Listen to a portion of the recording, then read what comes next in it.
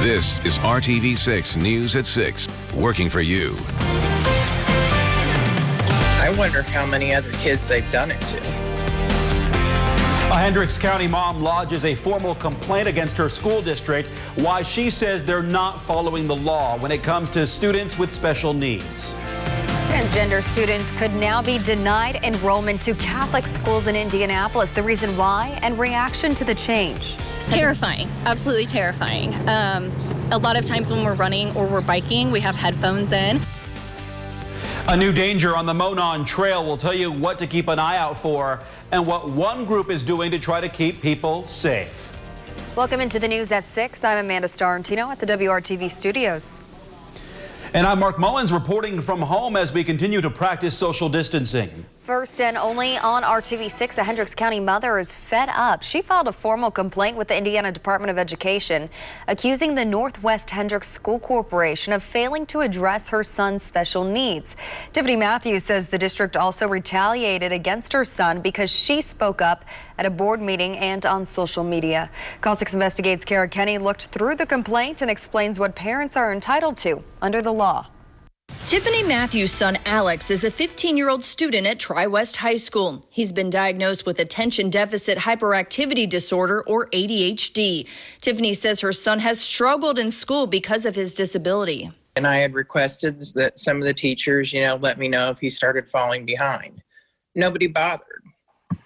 They didn't let me know until he had dug himself a hole so deep that there was just no way to get him out of it. Tiffany says she tried to get her son extra help and to have the district evaluate Alex, but she says it fell on deaf ears. A formal complaint filed this month against the district alleges they dismissed her and chalked up his dismal performance to a lack of motivation. He's a very bright kid when it comes to things, and he knows quite a bit. He just does not learn the same way that they're trying to teach everybody. I wonder how many other kids they've done it to. But I want Alex to be able to get the education that he deserves. And it's not fair to him. This is not the first time Tiffany has been vocal. She's spoken up at board meetings. I don't feel safe sending my kids to school with anybody anymore. And on social media about an unrelated controversy involving a now former teacher, Tyler Bruce, accused of an inappropriate relationship with a student. Tiffany's formal complaint alleges the district retaliated against her son. It says a staff member asked Alex if he felt safe at home. Why wouldn't he feel safe at home? In another example, Tiffany says Alex was placed on a list of students not allowed to see the guidance counselor, a move she says was in retaliation for her speaking out. Tiffany's attorney, Tom Blessing, says schools have to follow a federal mandate to identify and evaluate children with disabilities, something Blessing says didn't happen in Alex's case. We're hoping, of course, to get him evaluated. We're hoping to get him qualified for the help that he should have been getting for the past few years. And as far as other students, we're hoping maybe it does help some other kids. Maybe, part of the remedies we're asking for, or one of the remedies, is some training. We reached out to the Northwest Hendricks School Corporation for their response to Tiffany's complaint. A district spokeswoman told us the corporation does not comment on pending litigation and is legally obligated to maintain the privacy of students. Blessing wants parents to know they have the right to have their child evaluated by a school psychologist at no cost. He and Tiffany hope this complaint prompts the district to better address the needs of students who have special needs. Kara Kenny, RTV6. And Tiffany Matthews and her attorney have requested a due process hearing with the Indiana Department of Education. No hearing date has been set yet. And as for Tyler Bruce, he was fired from the district after he was charged with child seduction and obstruction of justice. He has requested his trial be moved out of Hendricks County. A hearing is scheduled for July 7th, and his trial is set for July 29th. Bruce denies the allegations. The Indianapolis Archdiocese has issued new guidelines which allow Catholic schools in Indy to deny enrollment to transgender students. However, this is not a blanket policy. RTV6's Troy Washington finds out these decisions will be made on a case-by-case basis and gets reaction to the new guidelines. Though it wasn't put out in a public document, RTV6 has learned that new guidelines in place for the Archdiocese Indianapolis Catholic schools could deny enrollment to transgender students. From a personal compassionate standpoint, you're hurting kids now. Like, this has gone too far. Belinda Drake is a part of the LGBTQ community. She's also a candidate for state senate, and the changes don't sit right with her. I was heartbroken just because at the end of the day, they're going to discriminate against children. The 8-page document only sent internally calls for each decision to be made case by case and mentions students who may be confused on their sexuality can be admitted if they follow church teachings. Policies have to include everybody, regardless of how you love, how you identify. You still deserve an education. For our state, we're continuing to make progress at all levels. But this was, to me, a slap in the face of what our national Supreme Court had decided just last week. The change goes on to say that children who have switched from their birth sex in any way may not be admitted. Our educational system is supposed to be welcoming, it's supposed to be inclusive, it's supposed to provide everyone access. And it was just heartbreaking to see that our most vulnerable, our children, now have to battle this. Working for you, Troy Washington, RTV6. And tonight we received this statement from the Archdiocese of Indianapolis, quote, "We welcome all students and families with the understanding that the Archdiocese of Indianapolis's schools are a ministry of the Catholic Church, and we strive to integrate our faith and the teachings of the Catholic Church into all aspects of our school culture and curriculum. Some students who attend the Archdiocese schools question their sexual identity, and we recognize that their struggles have a profound effect on their lives. The Archdiocese's goal is to always walk in an accompaniment with young people and their families. Such accompaniment may result in the provision of resources, accommodations, and/or other supports in alignment with church teachings. The hope is that we can continue to serve the student and their family. The safety and welfare of each student is a priority," end quote. A terrifying trend. That's how some people describe an ongoing issue on the Monon Trail near 54th Street. Now, several people have reported cars turning onto the trail, likely mistaking it for a driveway. Now, people who live in the area are coming together to take action. Working for you, Megan Sanctorum shows what their plan is and how the city is responding. Imagine walking or riding your bike on the Monon and coming face to face with a car. It's something people say is happening almost daily on this stretch of the trail, and they say something needs to be done to stop it. Trimming trees and talking solutions. That's how this group of neighbors spent their morning. It's a very pressing matter. I think it's an issue that we immediately need to resolve. Jill Thomas says she uses the Monon daily. So when she heard about cars turning onto it from 54th, she knew she had to do something. Terrifying, absolutely terrifying. A lot of times when we're running or we're biking, we have headphones in. We know to stop here and to, look for cars, but we aren't necessarily thinking that a car is going to be coming straight at us. But they are.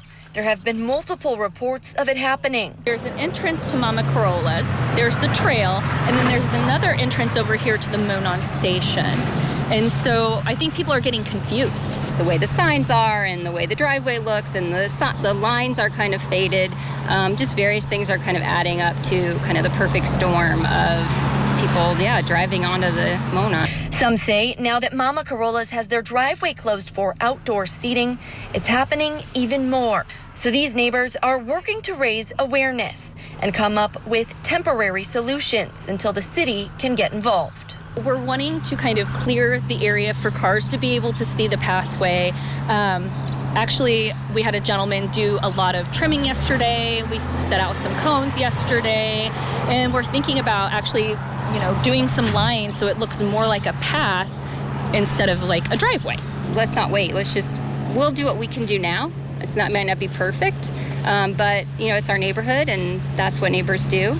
Come together. Coming together sooner than later. Why would we ever wait for somebody to actually get injured or get killed by a car that's gone onto the Monon? That's not it's not an option. Working for you, Megan Sanctorum, RTV6.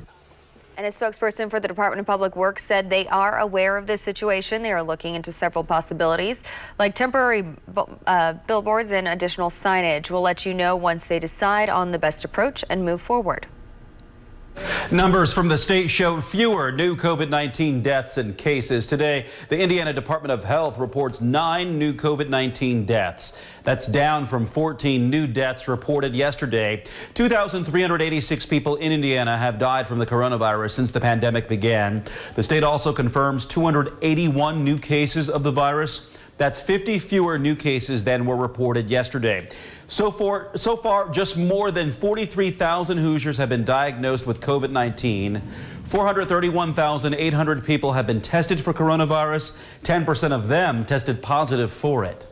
And covering education, all schools in Marion County, including IPS, will begin at their scheduled time in the fall.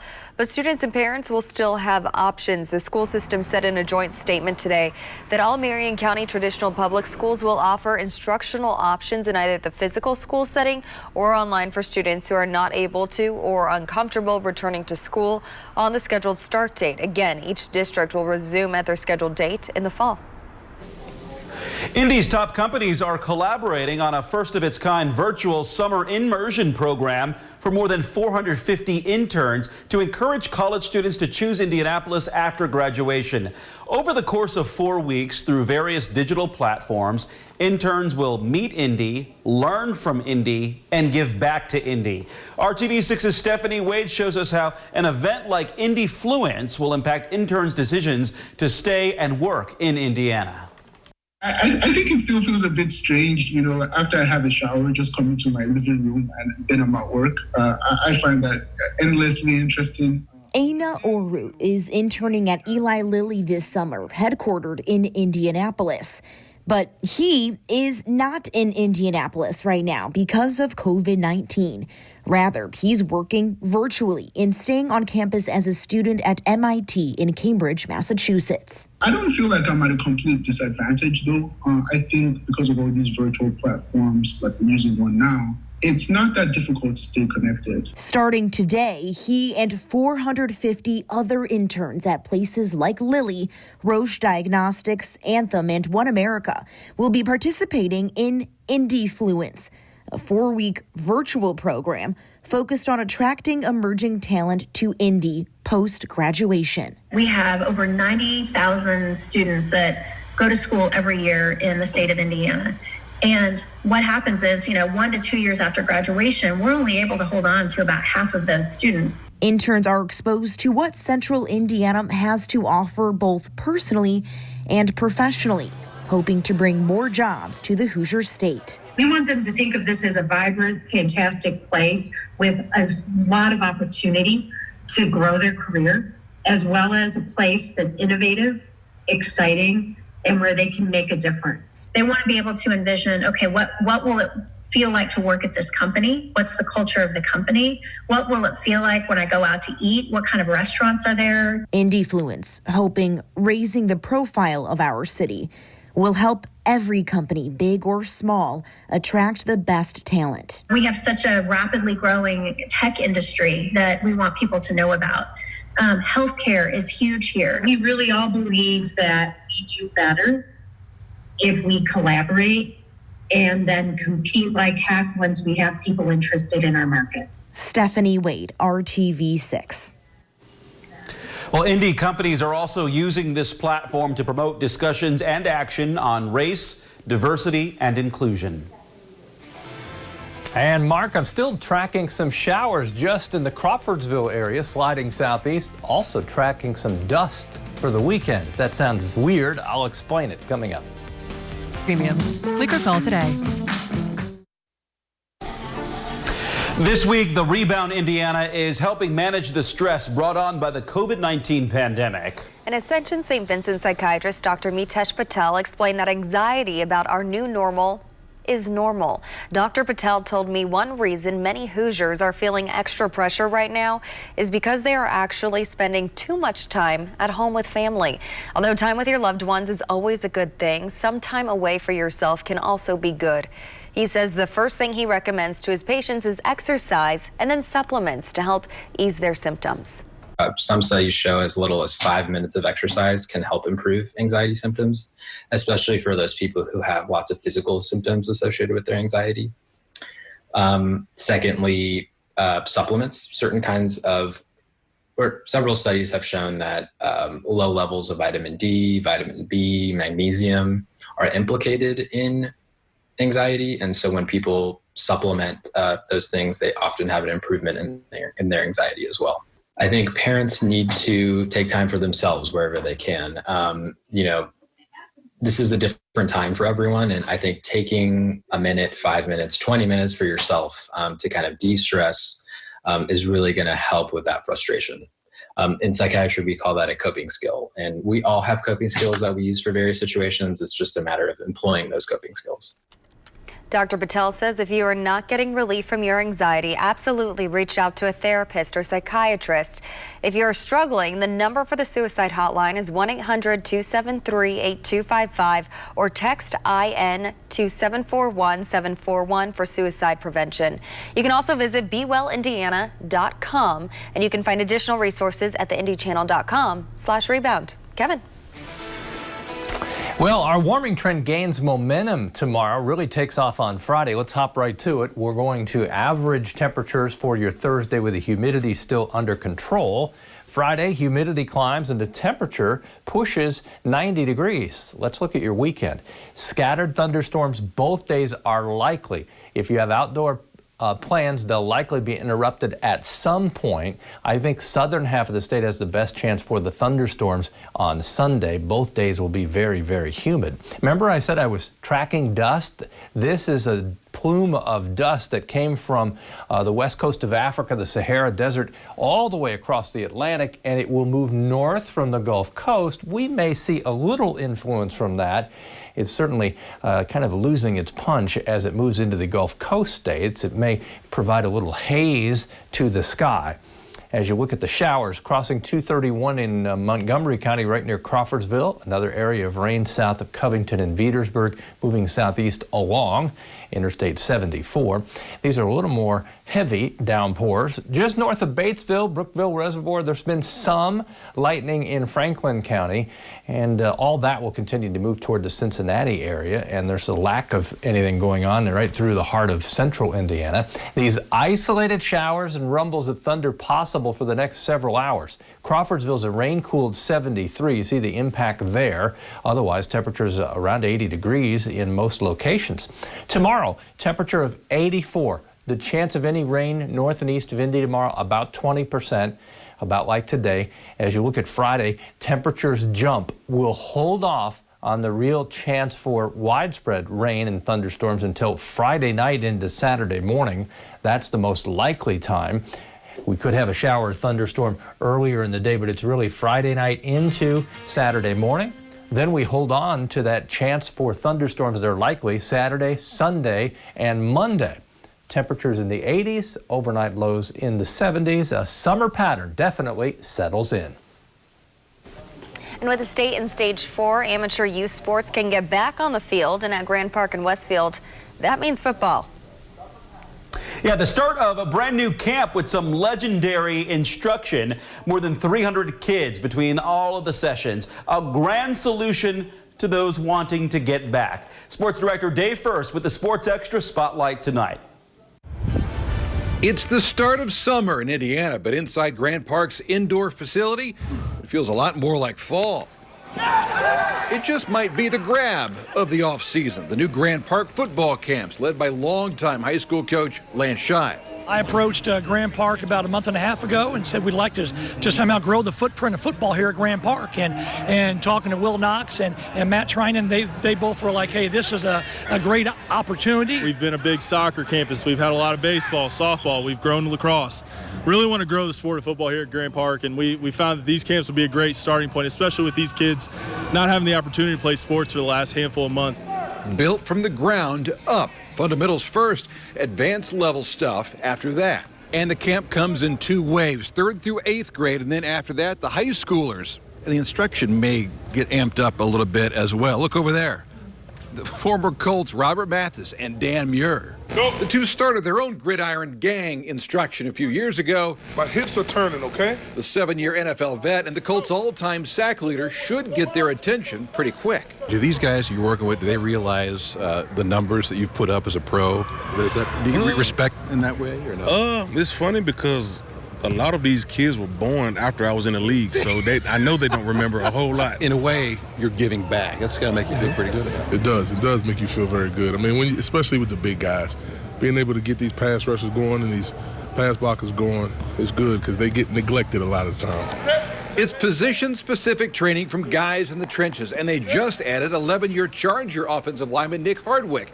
Remember, he didn't even play football in high school, but going to Lawrence North, you would have killed for this kind of instruction. Yeah, this didn't exist. Yeah, this facility didn't exist. This kind of instruction didn't exist. The specialization wasn't really a thing. Whether you're throwing, catching, or digging deep in the trenches, it's a summer school unlike most. Oh, it's my passion, teaching what I know. So, kind of like to stay in my lane. If I know it, I'll teach it. If I don't, I'll avoid it. It's just been great to see the kids run around laughing, doing what they loved to do during this time of the year. Truly a grand time. Day 1st, RTV6 Sports. Apply online today. Some isolated showers this evening. If you're looking for more widespread rain, that will come as we get to the weekend. Not perfect timing and very humid as well over the weekend. Amanda? All right, thank you, Kevin, and thanks for joining us. We'll see you at 7.